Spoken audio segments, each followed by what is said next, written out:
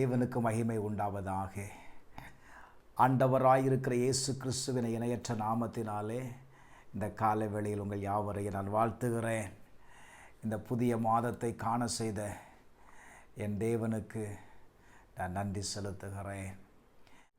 இந்த மாதத்திலும் கூட கர்த்தர் நமக்கு கொடுத்த வாக்குத்தத்தமான வார்த்தையை நான் வாசிக்கிறேன். ஏசாயா எழுதின தீர்க்கதரிசன புஸ்தகம் 25வது அதிகாரம் 8வது வசனத்தை நான் வாசிக்கிறேன். அவர் மரணத்தை ஜெயமாக விழுங்குவார். கர்த்தராகிய தேவன் எல்லா முகங்களிலும் இருந்து கண்ணீரை துடைத்து தமது ஜனத்தின் நிந்தையை பூமியில் இராதபடிக்கு முற்றிலும் நீக்கிவிடுவார். கர்த்தரே இதை சொன்னார். கர்த்தருடைய வார்த்தையை கவனியுங்கள். ஆண்டவர் சொல்லுகிறார், இந்த மாதத்தில் எல்லா முகங்களிலும் இருந்து கண்ணீரை துடைத்து தமது ஜனத்தின் நிந்தையை பூமியில் இராதபடிக்கு முற்றிலும் நீக்கிவிடுவார். இந்த மாதம் கடந்த நாட்களிலே உங்கள் வாழ்க்கையில் நீங்கள் அனுபவிக்கிற நிந்தை என்ன? எந்த காரணத்தை கொண்டு பிரைஸ் அல்லாஹ் நிந்தையை நீங்கள் சுமந்து வருகிறீர்கள்?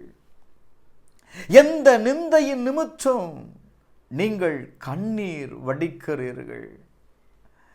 கண்ணீர் வடிப்பதற்கு ஒரு காரணம் இருக்கும்ல.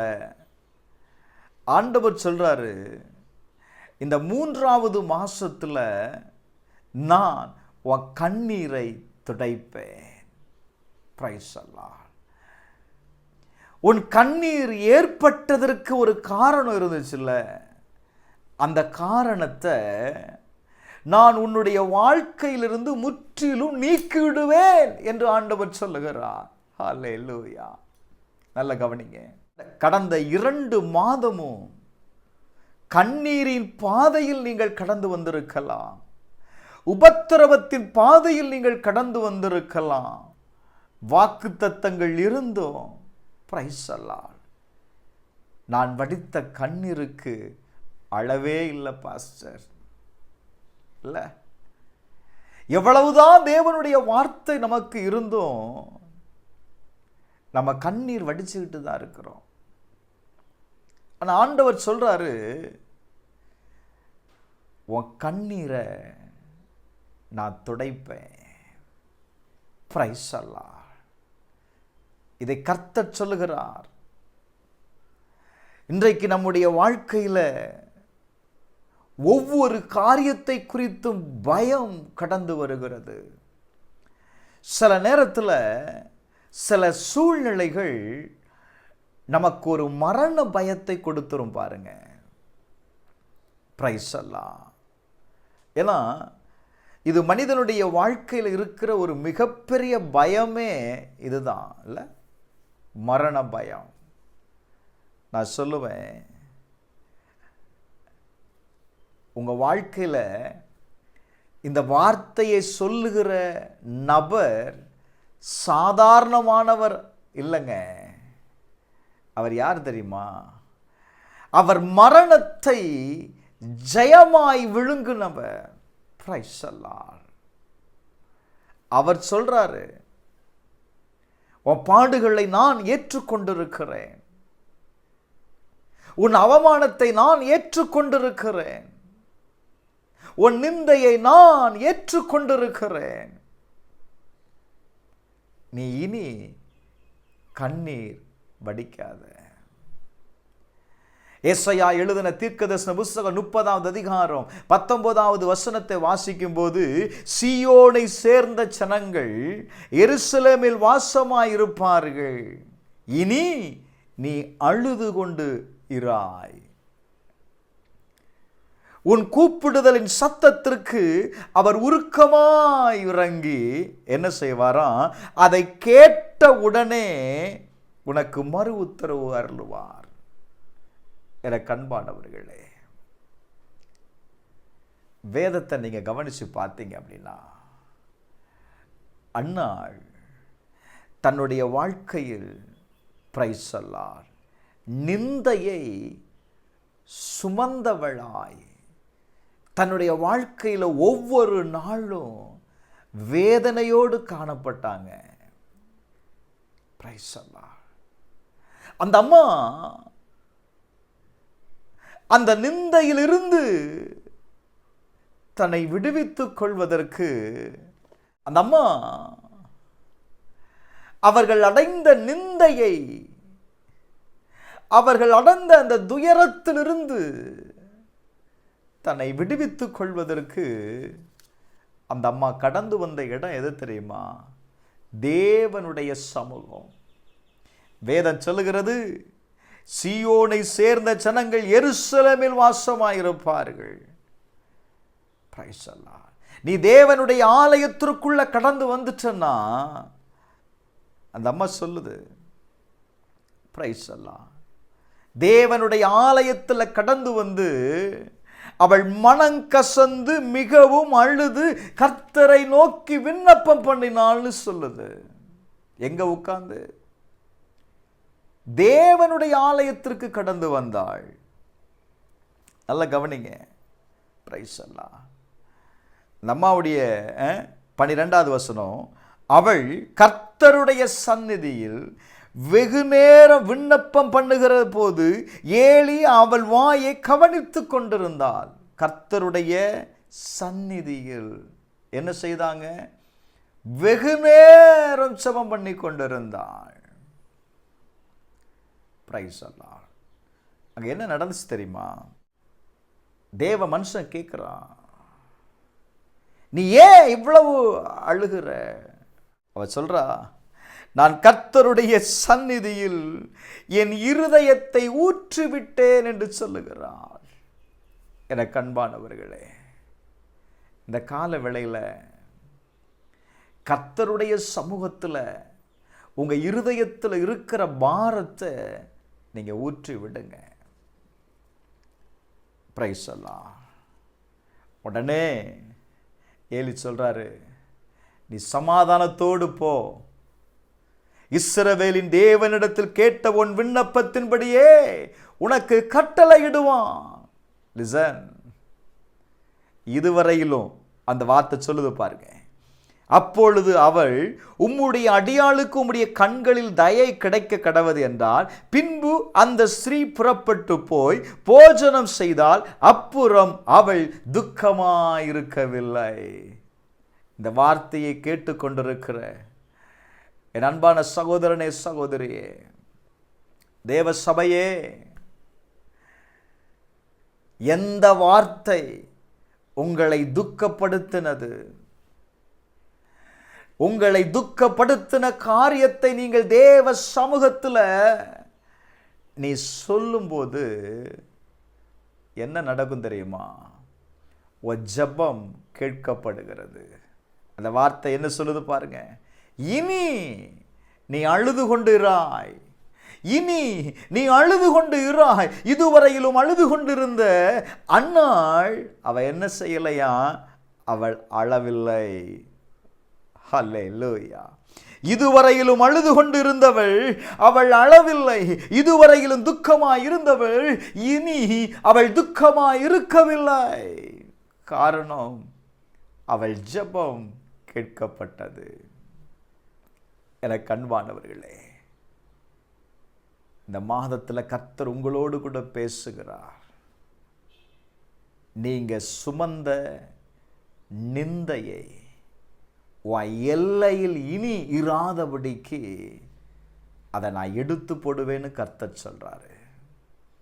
இனி உனக்கு துக்கம் இல்லை, இனி உனக்கு துக்கம் இல்லை. பிரைஸ் அல்லாஹ். வேதம் சொல்லுகிறது, வெளிப்படுத்தின 21:4 வாசித்து பாருங்க, அவர்களுடைய கண்ணீர் யாவையும் தேவன் துடைப்பார். எனக்கு அன்பானவர்களே, இந்த மாதத்தில் உங்க கண்ணீரை கர்த்தர் துடைப்பார். பிரைஸ் அல்லாஹ். இனி உங்க வாழ்க்கையில் அந்த மரண பயம் இருக்காது, துக்கம் இருக்காது, அலறுதல் இருக்காது, வருத்தம் இருக்காது, முந்தினவைகள் ஒளிந்து போயின. ஒரு ஆமேன் சொல்லுங்களேன்.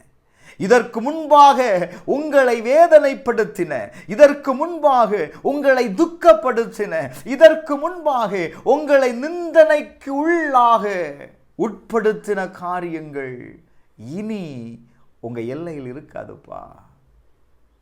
கர்த்தர் சொல்றாரு, உன் கண்ணில் இருக்கிற கண்ணீரை நான் துடைப்பேன். எனக்கு அன்பானவர்களே, சில நேரத்தில் நம்ம சில முடிவுகள் எடுப்போம் பாருங்களேன். இந்த நிந்தை மாறாமல் இருந்துச்சுன்னா, இந்த வேதனை நம்மை விட்டு நீங்காமல் இருந்துச்சுன்னா, சில காரியம் நம்மை வருத்தப்படுத்தும் போது நம்ம எடுக்கிற முடிவு என்ன தெரியுமா? மரணம்.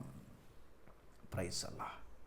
சிலவங்க சொல்லுவதை நான் கேட்டிருக்கிறேன், நான் செத்தாதான் பாஸ்டர் எனக்கு நிம்மதி. ஹலோ, இன்னைக்கு ஆண்டவர் சொல்றாரு, 1 கொரிந்தியர் 15:54 மரணத்தை ஜெயமாய் விழுங்குனவர் சொல்றாரு, கவலைப்படாத.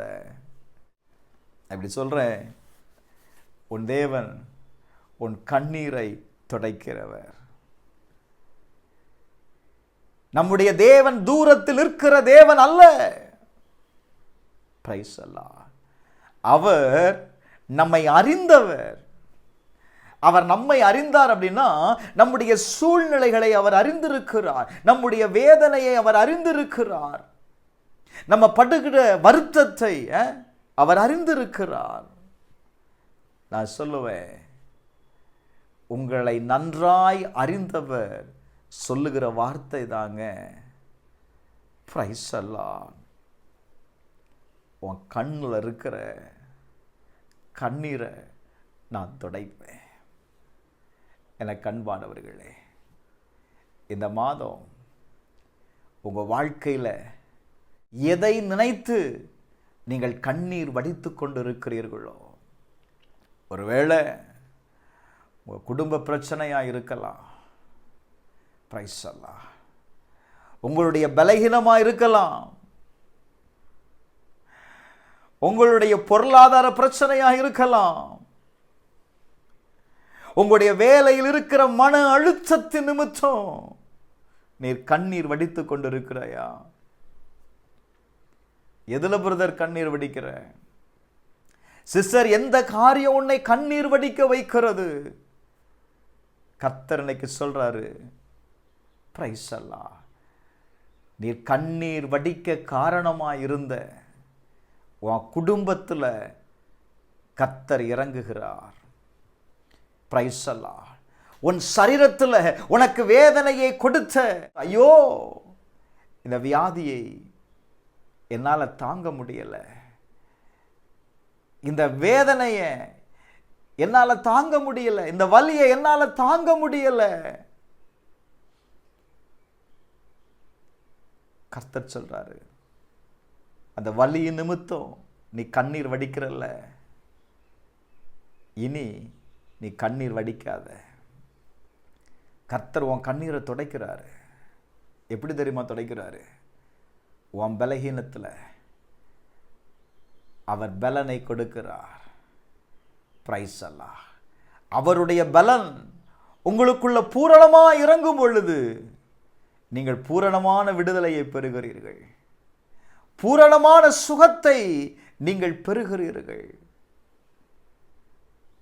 எனக்கு அன்பானவர்களே, ஒருவேளை கடன் என்கிற நெருக்கத்தில் நீங்க இருக்கலாம். ஐயோ இது என்னை வேதனைப்படுத்துகிறது. எத்தனை பேர் கடன் வாங்கிட்டு கொடுக்க முடியாம குடும்பமாய் தங்களை மாய்த்து கொள்ளுகிறாங்க தெரியுமா? அவர்கள் எடுக்கிற முடிவு என்ன தெரியுமா? மரணம். நல்ல கவனி. இன்னைக்கு ஆண்டவர் சொல்றாரு, உன் பொருளாதாரத்தில் நான் உன்னை ஆசீர்வதிப்பேன். Glory to God. என்னை நம்பு.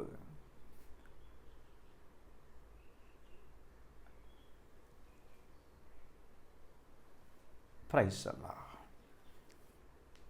உன் பொருளாதாரத்தில் கர்த்தர் ஒரு உயர்வை தரப்போகிறார். இந்த மாதத்தில் நீங்கள் அதை காண போகிறீர்கள்.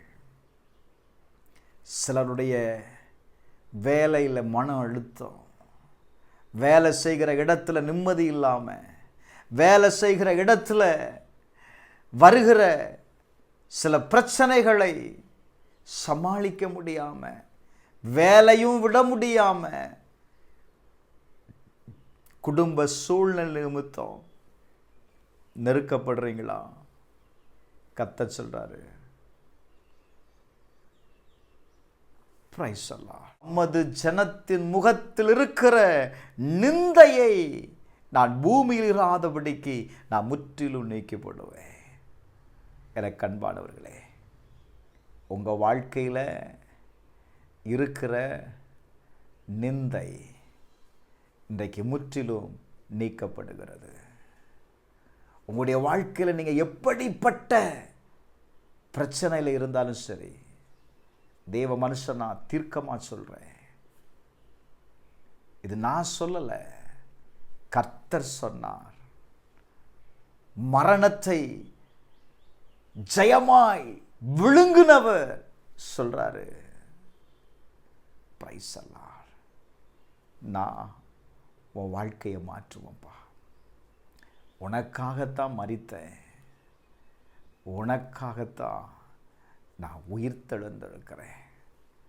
இன்றைக்கும் நான் உயிரோடு இருக்கிறது உனக்காகத்தான், உன்னை ஆசீர்வதிக்கும்படி தான். எனக்கு அன்பானவர்களே, என் வேதம் சொல்லுகிறது, என் இயேசு நேற்றும் இன்றும் என்றும் மாறாதவர்.